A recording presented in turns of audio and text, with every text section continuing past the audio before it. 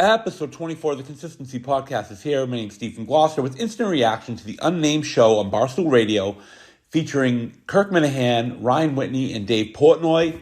I give episode 1 a B-, and honestly, it really has nothing to do with Kirk or Ryan, who carried the episode. They were honest, upfront, asked the right questions, and were funny as expected. They did a great job. Who weighed down the show was Portnoy. I mean, didn't you guys think he was unmotivated and lacked energy? It seemed like all Dave really wanted to do was play the greatest hits. He was in cruise control the entire time, talking about the producers and they're making mistakes and regaling us with the Rico Bosco stories, which nobody cares about, breaking Kirk's chops about the past, and telling us his tales of the rich and famous. What we were missing was the old school Portnoy bravado. I mean, where was that? Where was the guy who told it like it was and was unafraid to call people out? He was a total wimp when it came to KFC. I mean, Kevin essentially told him that he was calling the shots in the Barstool New York office without getting Dave's approval. I mean, who does that? Then he goes behind Dave's back, putting Kelly Keegs and Francis on Barstool Radio without Dave's knowledge. I mean, that's career suicide by Kevin. What was he thinking? And the old Portnoy would have crucified him.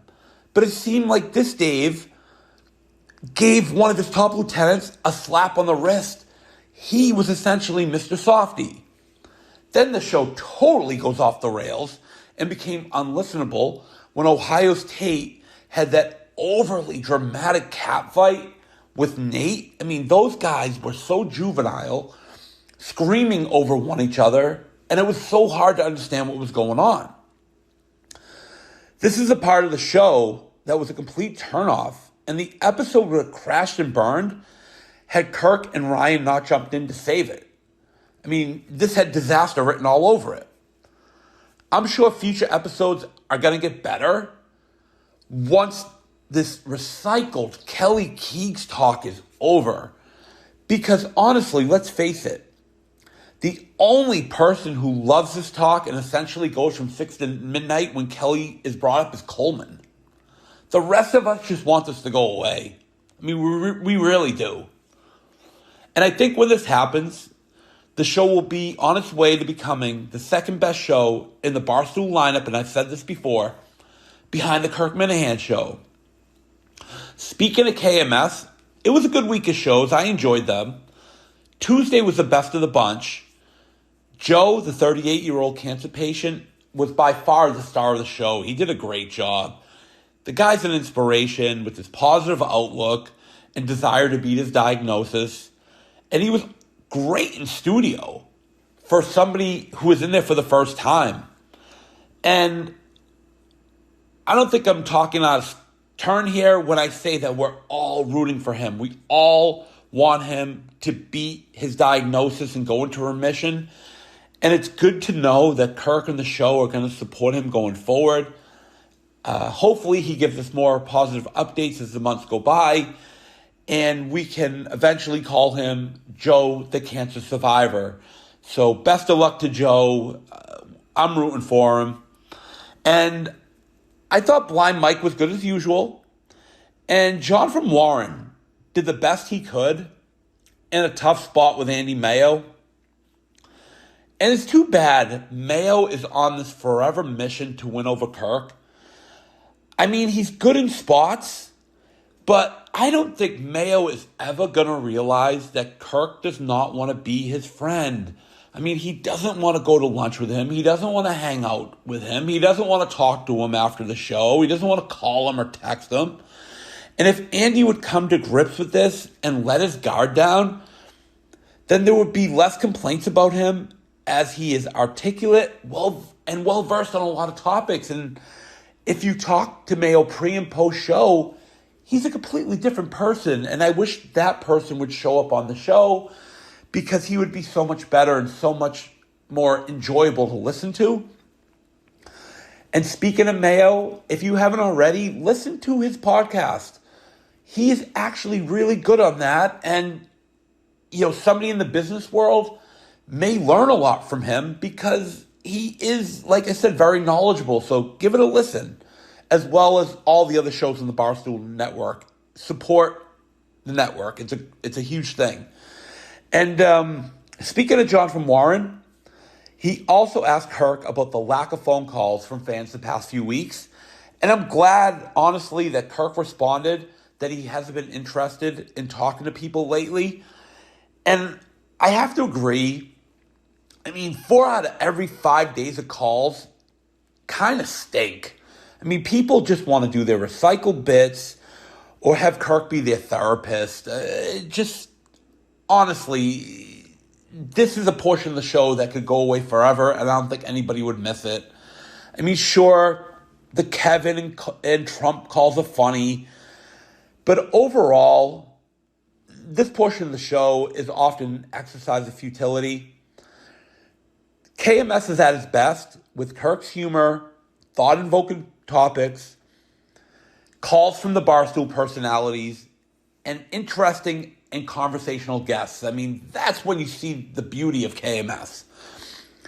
And speaking of guests, I really hope Mick hasn't lost his fastball in studio. He's normally very entertaining, but he seemed to be very subdued the last few times in. I mean, didn't you get that feeling from Mick? And maybe he still isn't 100% healthy with Crohn's. I hope things are going well with him there. But it seems like there's still some resentment about what happened with the producer fallout. And I don't think Mick's been able to let it go. But hopefully the next time in, he's a lot better, as many people like myself are rooting for him to catch a break in the podcast world. And hopefully he stays with it. And maybe a job will open up for him at Barstool, be it in Chicago or New York, because this kid needs to catch a break, and hopefully it happens. Speaking of guests, I also thought that Mutt was good as always. What's good about Mutt, and what I really appreciate about him, is that he's good with firing back with Kirk, while also being self-deprecating. I mean, he's the best at that. And it was tough to hear that he backed out on his promise to come on the Consistency podcast. But I get it. It's totally understandable. And it's not something I'm ever going to hold against him. And it also doesn't take away my respect for Mutt and how I actually side with him on his wanting to take additional time off to find the right fit for him professionally. And while others see Mutt as a loser for not working, I think that whatever makes him happy is all that matters. And he can always reach out to me with ways to earn income on Mother's Hours, because I do have multiple income streams that I would be happy to show him. And I appreciate his comments on wanting the Consistency podcast to stay under the current format. Some of my network colleagues and friends also said the same thing. Of course, what it really came down to was having Kirk say this a few times on air this week. So as much as I enjoy them, I unfortunately have to give up doing the interviews for now. And it's tough, but I get what people are saying. And honestly, people want sensationalism. They want the wrestling match. They want the screaming. They want the old Jerry Springer show. And I'm not built for that. I'm just not. You saw that in the Gus interview and the one-on-one with Menners. I'm very soft in those settings. I'm not confrontational. I just have never done that and been confident in doing so. And Portnoy said the same thing about Rico. I mean, guys like us, we can dish out the punches, but we absolutely can't take it. We fail in that situation. We get very sensitive. It happens. People are like that.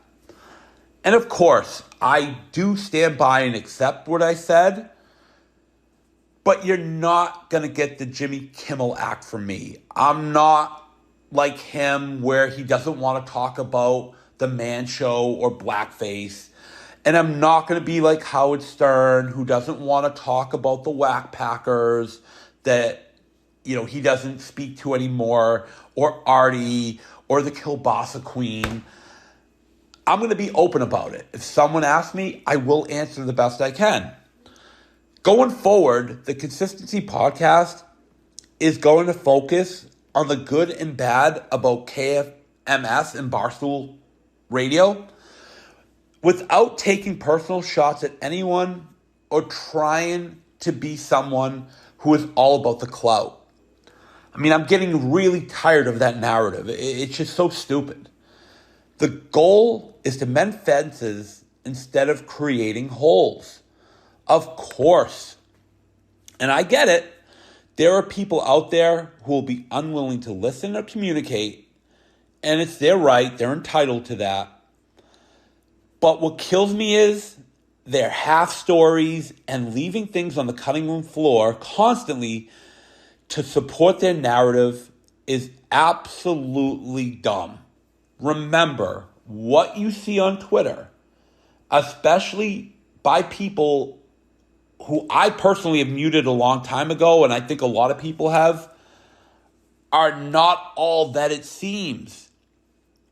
But we live in this culture where people are quick to judge without hearing both sides of the story or listening to people, especially Kirk, who is really the only one who's entitled to tell it like it is, even if his facts aren't 100% accurate and you have to stand by it. And it was just really tough to hear that stuff and read that stuff on Twitter this week without wanting to explode. But I understand people's intentions and what they try to do to take people down, and it is what it is. And, speaking of Kirk, he mentioned in studio a lot over the past few weeks that he's had a little bit too much of me on the show and that I was in too much. And I took that to heart. Sure, I've messaged Coleman about a few different things over the past couple of weeks, but not once have I asked he or Justin to go in. The way I see it, if it's meant to be, it will be. And I've honestly been a huge supporter of those in studio, and they can tell you, I'm often the first one to congratulate them after the appearance. And I see going into the studio as it being a privilege and an honor to be an invited guest to the greatest podcast in the world. So I never look at that like clout. I look at that as the most amazing thing to happen when it comes to this podcast. And I hope other people can understand that. But it just seems like there are people out there that will never want to hear it because it kills their narrative, and that's totally sad. And with that said, I'm going to close out episode 24. I'll have an episode 25 out next week. Enjoy your weekend. Enjoy the Super Bowl. I'm recording this pre-Super Bowl, so I'm predicting a Chiefs victory. We're just living in Pat Mahomes' world when it comes to the NFL, and he's become the new Tom Brady. So as much as I want the Niners to win, let's face it, I think the Chiefs are going to win this game. But let's see what happens. Hopefully it's a good game, and we'll go from there. So I'll talk to you guys soon. Take care.